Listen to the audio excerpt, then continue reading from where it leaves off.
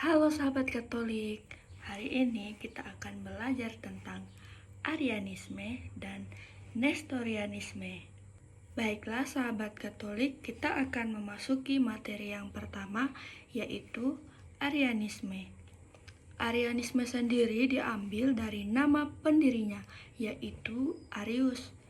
Arius adalah salah satu pendiri gereja Alexandria. Arius sendiri menolak keilahian Yesus yang mengatakan bahwa Yesus hanya manusia biasa dan hanya Allah Bapa sajalah Allah dalam Alkitab. Sehingga pada tahun 3000 Masehi dan 5000 Masehi, semua gereja Kristen pada masa itu, termaksud Alexandria, Antioquia, Yerusalem, Konstantinopel, dan Roma, terjebak dalam kerancuan pengaruh doktrin Arianisme. Sehingga 4 konsili gereja diadakan guna memerangi penyebarannya. Salah satunya adalah Konsili Nikea, Konstantinopel, Efesus, dan Kalsedon. Tetapi walaupun melalui konsili-konsili ini sudah ada penolakan resmi dan telah dilakukan banyak upaya untuk membasmi Arianisme sebagai bidat akar Arian tidak sama sekali hancur dan Arianisme masih tetap ada sampai saat ini. Baiklah sahabat Katolik, itu tadi sekilas tentang Arianisme. Selanjutnya kita akan belajar tentang Nestorianisme. Nestorianisme atau Nestorian adalah aliran yang mengajarkan bahwa Kristus yang berinkarnasi terdapat dua tabiat, yaitu tabiat ilahi dan tabiat manusiawi. Kedua tabiat ini selalu terpisah dan tidak tercampur dalam Kristus yang berinkarnasi tersebut. Ajaran ini sangat berlawanan dengan ajaran gereja resmi. Nestorianisme juga menolak memberi gelar Theotokos untuk Maria. Menurut mereka, sebutan ini menghina Tuhan Allah karena Tuhan Allah yang tidak terbatas itu tidak mungkin dilahirkan oleh yang terbatas seperti Maria. Pendiri dari aliran ini adalah Nestorius. Ia adalah seorang uskup Konstantinopel. Ia adalah seorang rahib di biara Santo Eurepius, yang kemudian ditabiskan menjadi imam sebelum menjadi Patriark Konstantinopel atas promosi dari Kaisar Theodosius II. Kendati ia gigih dengan memerangi heretik, tetapi ia juga heretik karena ia berkhotbah di depan umum tentang Kristologi Antioquia yang dipandang menyesatkan. Nah, sahabat Katolik, itu tadi adalah penjelasan tentang Nestorianisme. Selanjutnya kita akan mengenal tokoh-tokoh yang membela iman Katolik dari ajaran Arianisme dan Nestorianisme. Di sini saya mengambil dua tokoh, yaitu Athanasius dan Paus Leo Agung. Baiklah, tokoh yang pertama adalah Athanasius.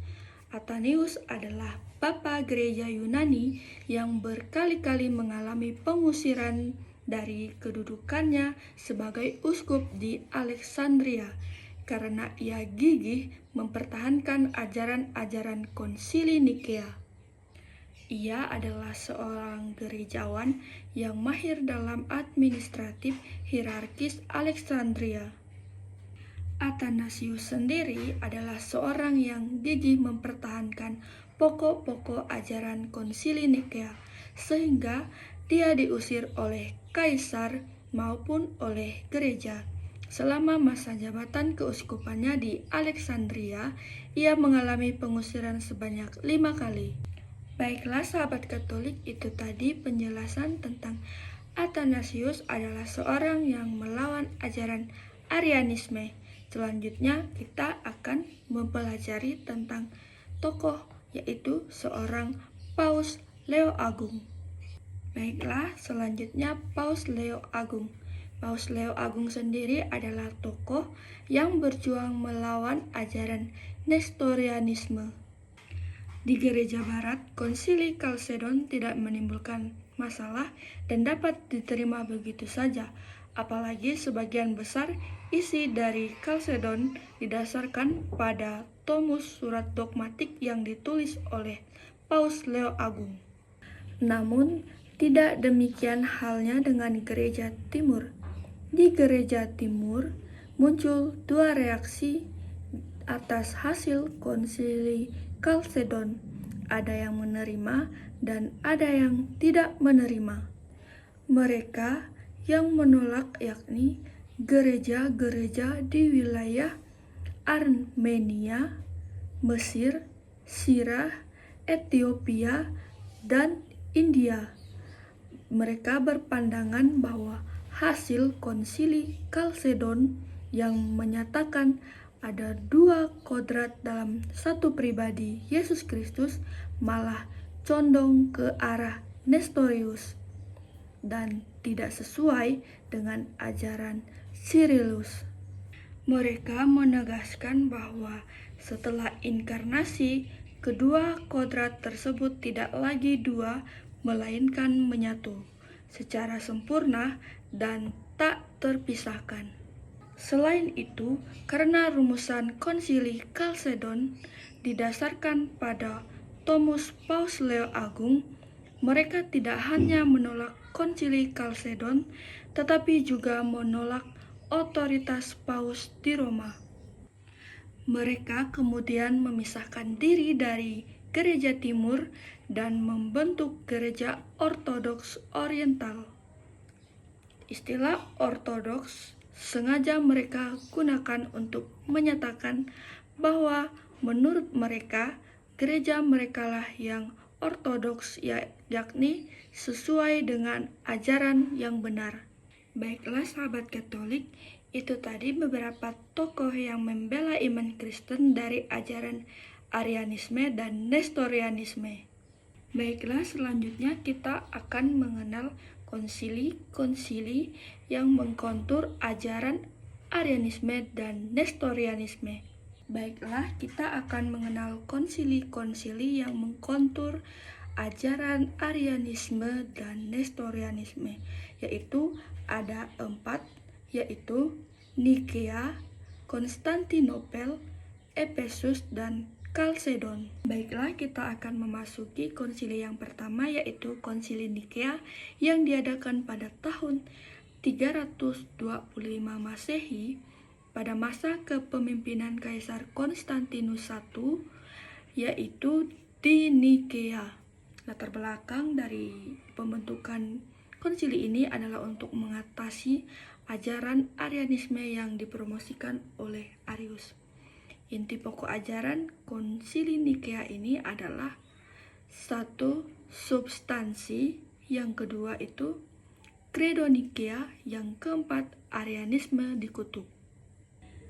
Baiklah sahabat Katolik, konsili yang kedua adalah Konsili Konstantinopel yang diadakan pada tahun 381 Masehi, yaitu pada masa kepemimpinan Kaisar Theodosius I bertempat di Konstantinopel.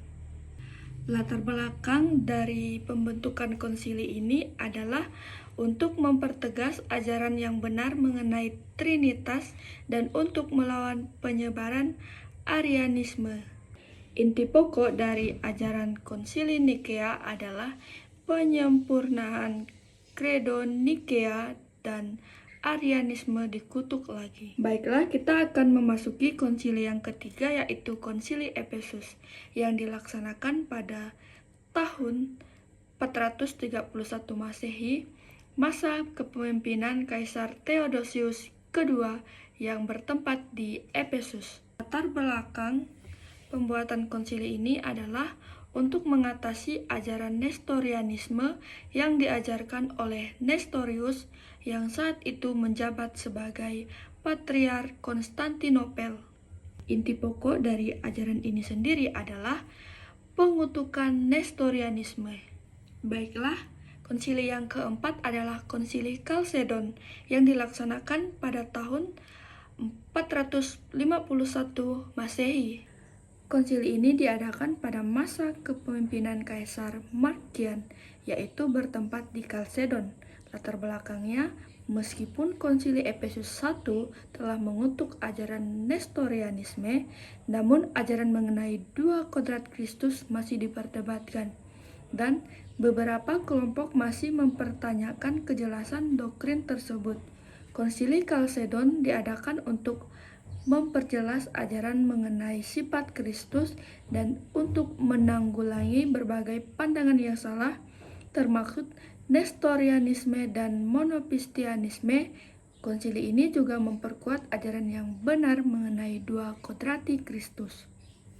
Inti pokok ajaran Kalsedon adalah doktrin dua kodrat Kristus. Yang kedua itu penolakan terhadap Nestorianisme dan Monopistianisme. Baiklah sahabat Katolik, itu tadi adalah beberapa konsili-konsili yang diadakan gereja untuk mengkontur ajaran Arianisme dan Nestorianisme.